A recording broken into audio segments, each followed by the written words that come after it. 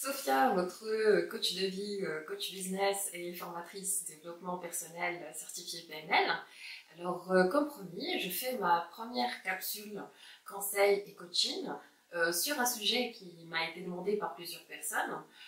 C'est la confiance en soi.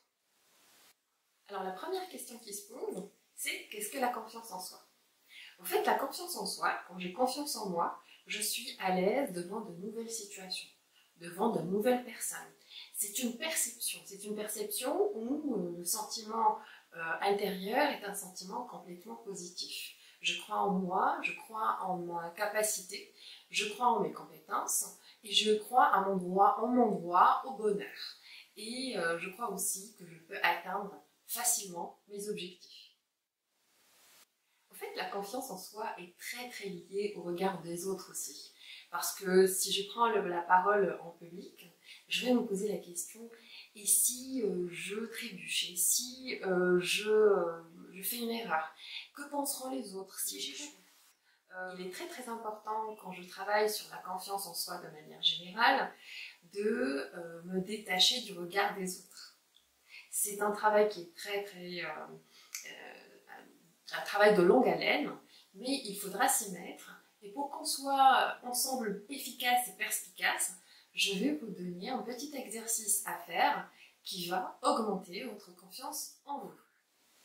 Première des choses, vous allez prendre 3 feuilles volantes, 3 papiers blancs, un stylo, et sur le premier papier, vous allez écrire toutes les situations où vous sentez ce manque de confiance en vous, cette gêne.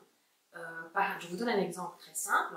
Je suis en réunion, on me demande mon avis sur une situation, il y a plus d'une dizaine de personnes dans cette réunion, je me sens gênée. J'arrive pas à parler facilement, ou même quand je parle, je ne me sens pas à l'aise.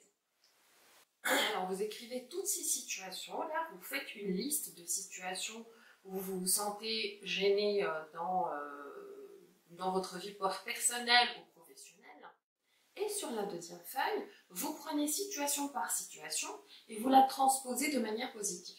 Ça veut dire, prenons l'exemple de je suis en réunion et je me sens pas bien quand je prends la parole, je me sens pas à l'aise. J'écris tout simplement je me sens à l'aise quand je prends la parole ou quand je pose une question ou quand je donne une remarque ou une opinion. Et là, je liste tout. Toute la partie sur la première feuille, je la liste de manière positive sur la deuxième. Quand j'ai fini d'écrire ma deuxième feuille, je n'ai plus besoin de la première. Je la déchire et je la jette. Et je prends toute la liste des choses que j'ai écrites sur la deuxième feuille, qui sont les situations positives, où je me sens très à l'aise, et je vais écrire sur la troisième feuille quel est le sentiment qui est généré par chacune des situations positives. Ça veut dire, prenons toujours l'exemple de la réunion, quand j'ai écrit « je me sens à l'aise quand je prends la parole lors d'une réunion » et ou pour poser des questions ou dire une opinion.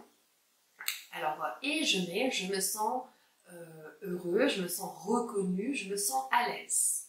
Et je fais la même chose pour toutes les situations. J'imagine la situation positive et j'imagine effectivement avec le sentiment positif et à partir de là, j'écris qu'est-ce que je ressens sur la troisième feuille. Alors effectivement, je liste tous les sentiments par situation et en finissant ce travail, je vais prendre ma deuxième feuille, je peux aussi la déchirer et la jeter, je garde que les sentiments à la fin, la liste de sentiments. Cette liste-là très positive va me servir comme affirmation positive pour reprogrammer mon cerveau. Alors afin de reprogrammer effectivement le cerveau, je vais lire ces affirmations positives tous les jours, matin, quand je me réveille et le soir avant de dormir. Alors faites-le au minimum pendant 1 mois pour aider votre cerveau et reprogrammer votre cerveau à de nouvelles situations, à un nouveau sentiment que vous aurez lors de ces situations qui seront, Inch'Allah, très positives. Soyez nombreux à me poser des questions dans les commentaires concernant le sujet de la confiance en soi et aussi à me proposer de nouveaux sujets qui vous intéressent. Je répondrai aux premiers si vous avez des situations spécifiques pour la confiance en soi, des problématiques, des questions, des interrogations ou des situations que vous avez déjà vécues ou que vous allez vivre, comme un entretien d'embauche, une formation que vous allez faire pour plusieurs personnes.